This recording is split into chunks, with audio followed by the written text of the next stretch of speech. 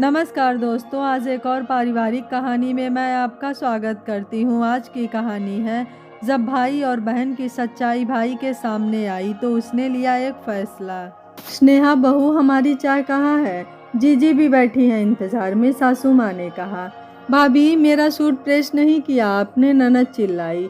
अरे भाभी, यह क्या नाश्ता बना दिया? मुझे तो आलू के पराठे खाने थे, देवर बोला। मेरी ब्लू वाली शर्ट का बटन टूट गया है, आकर लगा दो, पतिदेव ने कहा। चारों तरफ से परिवार वालों की आवाज़ सुन स्नेहा रसोई में साड़ी का पल्ला कमर में खोसकर और तेजी से हाथ चलाने लगी। बेटी पीहू का लंच तैयार कर रही थी, उसे बस स्टॉप पर छोड़ने भी जाना था। ये लीजिए माँ जी, आप लोगों की चाय बिस्किट। दीदी, आपका सूट प्रेस नहीं कर पाई, दूसरा पहन लीजिएगा। भैया, आज ज़रा देर से उठी थी, सादा पराठा और दही अचार ही है। और सौरभ जी, बटन बाद में लगा दूंगी, अभी अलमारी में से आप दूसरा शर्ट उठाकर पहन लीजिए।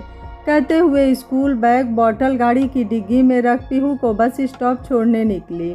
स्नेहा पहले ऐसी बिल्कुल भी नहीं थी। घर में किसी के मुंह से कोई भी बात निकलती नहीं थी कि वो पूरा कर देती थी। सास, ननद, देवर सब कुछ करने पर भी खुश नहीं रहते थे। बहुत सोचने पर उसे समझ में आया कि वह सबके लिए कितना भी कर ले, पर किसी को उसके काम की कोई कद्र नहीं है। इसलिए अब वह सबकी फिक्र छोड़ अपने बारे में सोचने लगी। सबसे प्यार करने के साथ खुद से प्यार करने लगी। जहाँ पहले दिन भर के कामों में लगी रहती थी, अब अपनी बेटी पीहू के साथ कुछ वक्त अपने लिए भी निकालने लगी। देखा जीजी, कैसी हवा की रफ्तार से आती है, तूफान मेल बनकर चली जाती है। ना किसी की सुनती है और ना किसी का ध्यान रखती है। हमें तो बहुत ही खराब बहू मिली है। सास बिमला जी हाथ नचाते हुए अपनी ननद अनीता से बोली, जो 2 दिन पहले अपनी भाभी से मिलने आई थी। हाँ अनीता बुआ, भाभी तो कोई काम कर ही नहीं पाती हैं। एक सूट प्रेस करने को बोला था, इतना भी नहीं होता उनसे। देवर गौरव भी कहाँ पीछे रहने वाला था, वह भी ठुनकते हुए बोला, पहले तो हमारी फरमाइश पर सब कुछ बना दिया करती थी, मगर अब घर में घास फूस भी खाने को मिलता है। मुझे तो समझ ही नहीं आता, घर में रहकर आखिर वो करती क्या है। पति सौरभ बुनबुनाते हुए बोला, पहले तो मेरा सामान हाथों में देती थी और अब कहती है खुद ढूंढ लो। अरे ऐसी पत्नी होती है भला? मैं तो तंग आ गया हूँ, और शाम होते होते तो दुनिया भर के दर्द मर्ज जाग जाते हैं मैडम के अंदर। सर दर्द, कमर दर्द, कभी पैर दर्द, कभी भी खुश नज़र नहीं आती। ऐसी शक्ल बनाकर रखती है जैसे घर में जेल खाने में कैद हो। काहे का जेल खाना बेटा? तूने तो उसे स्कूटी दिला रखी है, हवाई जहाज़, कभी भी उठाकर घूमने निकल जाती है। महारानी, आजकल तो घर के कामों में मन नहीं लगता मैडम का। पीहू का नाम लेकर स्कूल बाजार के चक्कर काटती रहती है। सब लोग इतनी जोर जोर से बोल शिकायतें कर रहे थे कि दरवाजे पर पहुंची स्नेहा ने सब सुन लिया। एक हाथ में फल सब्जी का थैला और दूसरे हाथ में किराने का सामान का बोझ लिए खड़ी स्नेहा तेज कदमों से रसोई की तरफ जाते समय सोचने लगी, आज खुलकर सबसे कह दूं, आप लोगों को जो भी बोलना है मेरे सामने बोल दिया करिए। यह पीठ पीछे इतनी बुराई करने से हासिल क्या होता है? आखिर मैं भी तो सुनूं कि कितनी मटरगश्ती कर कर मैं लौटी हूँ। मगर उसके माता पिता के दिए संस्कार हमेशा उसे रोक दिया करते, बेटा ससुराल में व्यवस्थित होने के लिए समय लगता है, मगर कितना समय? एक सवाल हमेशा उसके जहन में खड़ा रहता है जिसका जवाब किसी के पास नहीं था। उसे देखते ही हाल में चुप्पी छा गई। सभी लोग अपने अपने काम में व्यस्त हो गए। आखिर उनका तो यह रोज का ही था, स्नेहा की बुराई भलाई ना कर ले तब तक सबका खाना कहाँ हजम होता। 6 साल पहले जब स्नेहा घर में बहू बनकर आई थी, बहुत समझदार और खुशमिजाज लड़की थी। शादी के बाद भी नौकरी पर जाती रही, मगर 4 महीने बाद सौरभ बोला, क्यों ना पहले तुम घर में सबको अच्छे से जान पहचान लो। मेरे भाई बहन भी छोटे हैं, माँ से अब काम नहीं बनते। तुम्हारे ऑफिस की भाग दौड़ में घर के काम अधूरे छूट जाते हैं। कोई खुश नहीं रहता। कुछ दिन ब्रेक लेकर देख लो। वो ब्रेक आज 6 साल बाद भी खत्म नहीं हुआ, क्योंकि व्यस्तता बढ़ती ही चली गई। एक के बाद एक जिम्मेदारियां उस पर थोप दी गई। घर के सारे सदस्य आराम फरमाने लगे और वह अकेली घर के सारे काम संभालने लगी। फिर पीहू के बाद तो करियर पर फुल स्टॉप लग गया। देखा जीजी कैसे काम से जी चुराती है, जब तक 4 बार आवाज़ ना लगाओ सुनती ही नहीं। अरे भाई, ससुराल में तो ससुराल की तरह ही रहा जाता है। क्या हो गया जो ननद देवर के 2-4 काम कर दिए तो? और पति का काम तो पत्नी को ही देखना होता है। सास की सेवा तो बहू का फर्ज होता है, इसमें कौन सी नई बात हो गई। हमने भी तो किया है अपने ज़माने में, फिर अब इनकी बारी आई तो ये तो काम चोरी करने लगी। भाभी, अगर आपको बुरा ना लगे तो आपसे बात कहूँ। स्नेहा कुछ गलत नहीं कह रही, आपने भी तो उस पर पूरे घर की जिम्मेदारी डाल रखी है। आप रसोई में जाती ही नहीं, नीता खुद से अपना कोई काम नहीं करती, कॉलेज जाकर बड़ा एहसान करती है। गौरव, उसे तो शर्म आनी चाहिए, वह अपनी भाभी से किस तरीके से बात करता है। उसे भी 6 साल हो गए हैं, घर में कब तक इन लोगों की फरमाइश पूरी करती रहेगी। कल को गौरव नीता की भी शादी होगी। अब इन्हें तरीके से रहना चाहिए, अपनी भाभी का थोड़ा हाथ बटाना चाहिए, ना कि सबके बीच में अपनी भाभी की बुराई भलाई करनी चाहिए। और एक बात, आज जो ये अपनी भाभी के बारे में ऐसा बोल रहे हैं, कल को जब इनकी बारी आएगी तो ऐसे गुल खिलाएंगे ना, जिसका आपको अंदाज़ा भी नहीं होगा। रहने दो जीजी, मेरे दोनों बच्चे बहुत सीधे हैं। गौरव तो मेरा आज्ञाकारी पुत्र है, उसकी बहू आएगी तो मेरी बहुत सेवा करेगी, मुझे पूरा यकीन है। और नीता, उसे जो मैंने संस्कार दिए हैं उसी से वो ससुराल को स्वर्ग बना देगी। सरौते से सुपारी काटते हुए बिमला जी बोली। अपनी भाभी की बात सुन अनीता जी समझ गईं। ऐसे ठसियल लोग किसी की परेशानियां आसानी से नहीं समझते, उन्हें उदाहरण देकर ही समझाना पड़ेगा।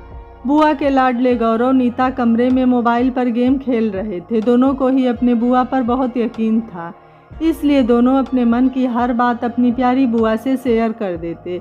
बुआ ने बड़े प्यार से दोनों की तरफ आम लस्सी का गिलास बढ़ाते हुए कहा, ये लो बच्चों, तुम्हारे लिए खास बनाई है। वाह बुआ, आप तो सब जानती हो, क्या मस्त लस्सी है, पीकर मज़ा आ गया। भतीजे गौरव ने हंसते हुए बोला। अच्छा गौरव बेटा, एक बात तो बता, तेरी माँ तेरे लिए लड़की ढूंढ रही हैं। मैं सोच रही थी स्नेहा जैसी लड़की तेरे लिए परफेक्ट रहेगी। स्नेहा का नाम सुनते ही गौरव का मुंह बन गया। क्या बात करती हो बुआ, भाभी जैसी कभी नहीं। माँ की डांट की चाबी से चलने वाली गुड़िया नहीं चाहिए मुझे, जो भैया तक का ढंग से ख्याल नहीं रख सकती, उनकी ज़रूरत ही पूरी नहीं कर सकती, वह मेरी पसंद नहीं हो सकती। तो बबुआ, तुझे कैसी लड़की चाहिए? मेरी पत्नी तो एकदम स्मार्ट होगी, मैं जहाँ जाऊँ मेरे साथ वैसे रेडी होकर जाए, साड़ी वाड़ी में लिपटी ना रहे, वेस्टर्न ड्रेसेस धड़ल्ले से पहने, जॉब करे, मेरे कंधे से कंधा मिलाकर चले, अपने डिसीजन खुद ले सके, किसी की गलत बात सुन चुप ना रहे, गलत के लिए खड़ी हो सके, you know, bold and beautiful. यही गुण चाहिए मुझे, उसमें वही बनेगी मेरी दुल्हन। और बेटा, घर के काम कौन करेगा? तेरी माँ की सेवा, उसका क्या? बुआ, घर के काम तो नौकरों को शोभा देते हैं, और माँ को ऐसा क्या हुआ है जो उन्हें सेवा की ज़रूरत है? सही जा रहे हो भैया, मुझे भी ऐसे ही भाभी चाहिए, ना कि स्नेहा भाभी जैसी घरेलू गंवारू, जिसे हंसने से ज़्यादा रोना आता है, दिन रात आंसू टपकाती रहती है। ठहाका मार के दोनों भाई बहन हंस पड़े। अरे बिटिया, तू गौरव की छोड़, कल को तेरे लिए भी एक लड़का ढूंढ दूंगी, अच्छे घर में तेरी शादी करूंगी, तो तेरी भाभी से 2-4 गुण ले ले, ताकि ससुराल में सुख शांति बनी रहे। क्या बुआ, किससे टिप्स ले लूँ? भाभी से? पागल समझा है क्या उनके जैसे? अपनी पर्सनालिटी खोकर इस घर के रंग में रंगने के जैसे प्रयास मुझसे तो ना हो पाएंगे। दिन भर माँ उन पर हुक्म चलाती हैं। अगर एक बार भी मेरी सास ने ऐसा करने का प्रयास किया, उसी दिन सूटकेस बांध मायके आ जाऊंगी, साथ में अपना पति भी खींच कर लाऊंगी। बहू बनूंगी घर में, किसी की जागीरदारी नहीं, जो जब चाहे जैसे चाहे मुझे चलाएगा। मैं अपने मन की मालिक हूँ, मुझे जैसा अच्छा लगेगा मैं तो वैसा ही करूँगी, किसी के कहे पर तो कभी नहीं चलूँगी। पर बेटा, लड़की को एडजस्ट करना ही पड़ता है, शादी सिर्फ पति पत्नी का रिश्ता नहीं होता, पूरे परिवार साथ लेकर चलना होता है। क्या बुआ, 1857 की बातें करती हो? मेरी शादी लड़के से हुई है, उसी से मतलब रखूंगी, ना कि उसके पूरे खानदान की सेवा चाकरी करती रहूंगी। अगर मेरी ससुराल में सास से नहीं बनी तो पति को लेकर नया घर बसाऊंगी, सुख शांति से रहूंगी, इठलाते हुए नीता बोली। बड़े ही उच्च विचार हैं बेटा तुम दोनों के। लाओ, यह खाली गिलास मुझे दो, मैं धुलने के लिए रख देती हूँ। तुम लोग आराम से अपना वीडियो गेम खोलो, कहते हुए अनीता बुआ कमरे से बाहर आ गईं। अगले दिन, भाभी, आज शाम को मेरे कुछ दोस्त आ रहे हैं, प्याज की कचौड़ी और इमली की चटनी बना लीजिएगा, कोल्ड ड्रिंक्स मैं बाजार से ले आऊँगा।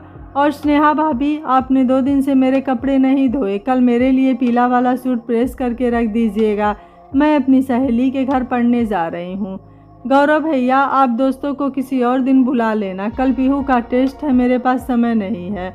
और नीता दीदी, आप भी अपना सूट खुद ही प्रेस कर लीजिएगा, शायद मुझे देर हो जाएगी। स्नेहा की बात सुन बिमला जी बोली, बहू यह क्या बदतमीजी है, तुम्हें तो हर काम टालना होता है। गौरव के दोस्त आ रहे हैं, कुछ अच्छा तो बनाना ही पड़ेगा। नीता तुम्हारी ननद है, उसका थोड़ा काम कर दोगी तो घिसने ही जाओगी। पास में बैठा सौरभ बोला, ऐसा भी क्या काम है, बच्चे बोल रहे हैं कर दो।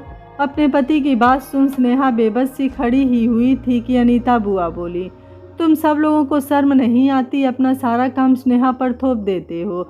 अरे उसे अपना और अपने बच्चे का भी तो ख्याल रखना है, क्या वह सारा दिन तुम लोगों की गुलामी करती रहे। और सौरभ, क्या बच्चे बच्चे लगा रखा है, तेरे छोटे भाई बहन इतने छोटे बच्चे नहीं हैं, बड़े हो गए हैं, अब उन्हें अपनी जिम्मेदारी स्वयं उठानी चाहिए। तब सौरभ बोला, बुआ जी ये घर की बहू है, जो भी काम करती है वो गुलामी नहीं होती, आखिर यह घर उसका भी है, काम तो करना ही पड़ेगा। बेटा सौरभ, कहीं ना कहीं स्नेहा के ऐसे हालात के जिम्मेदार तुम हो, तुमने कभी उसे इज्जत दी ही नहीं, इसलिए घर वाले भी उसकी कद्र नहीं करते। वैसे भी ससुराल में पति से ही पत्नी की कद्र होती है, पति कद्र करता है तो ये कभी ना होता। अच्छा चलो, आज तुम्हारा एक वहम मिटाती हूँ, जो तुम अपनी पत्नी से इतना रिस्पेक्ट करते हो मगर कभी अपने भाई बहन और माँ को गलत नहीं समझते। तो लो सुनो। बुआ जी फ़ोन में हुई रिकॉर्डिंग चालू कर देती हैं, उनके गौरव और नीता के बीच हुई सारी बातें सबके सामने आ जाती हैं। फ़ोन की रिकॉर्डिंग सुनकर गौरव और नीता के होश उड़ गए, दोनों एक दूसरे का मुँह देख ही रहे थे। अनीता जी बोली, भाभी आपने अपनी एक बहू से इतनी उम्मीदें लगा रखी है कि वह पूरे घर को अपने कंधों पर उठा ले, मगर आप जानती हैं आपका छोटा बेटा और आपकी बेटी कितने उच्च विचार रखते हैं। गौरव बहू लाएगा तो अपने लिए, नीता की ससुराल में पटेगी तो रहेगी वरना अलग हो जाएगी। अब जरा सोचो कौन अच्छा है कौन बुरा, जो यह तुम्हारी स्नेहा बहू 6 साल से तुम लोगों की सहन कर रही है। अब बताओ ये गलत है या तुम। किसी के पास बोलने को कुछ नहीं था। तब सौरव को अपनी गलती का एहसास हुआ और बोला, मैं ही तुम्हारा गुनाहगार हूँ। जब पति होकर मैंने तुम्हें सम्मान नहीं दिया तो फिर मेरे छोटे भाई बहन कैसे देते। जिन लोगों के लिए मैंने तुम्हारी खुशियाँ और नौकरी दांव पर लगा दी, आज वह तुम्हें सिर्फ एक काम वाली समझ काम निकालते हैं, तुम पर हुक्म चलाते हैं, जिसमें मेरी पूरी सह रहती है। मुझे बड़ा होने के नाते इन दोनों को समझाना चाहिए था। भाभी समय पर तुम्हारा सहयोग देने के लिए है, ना कि सारा समय तुम्हारी गुलामी करने के लिए है। अब से गौरव और नीता अपना सारा काम खुद करेंगे, साथ में तुम्हारा हाथ बाजार के कामों में बटाएंगे, क्योंकि जल्द ही तुम अपनी नौकरी दोबारा शुरू करोगी। पीहू को देखने की जिम्मेदारी मेरी और माँ की होगी। स्नेहा अनीता बुआ को देखकर मन ही मन आभार प्रकट करती है। यह कहानी आपको कैसी लगी, अनीता बुआ का फैसला आपको कैसा लगा, आप मुझे अपनी राय कमेंट बॉक्स में ज़रूर दीजिएगा। वीडियो पसंद आया है तो वीडियो को लाइक शेयर एंड चैनल को सब्सक्राइब कर लीजिएगा। Thank you for watching. मिलते हैं अगली कहानी में।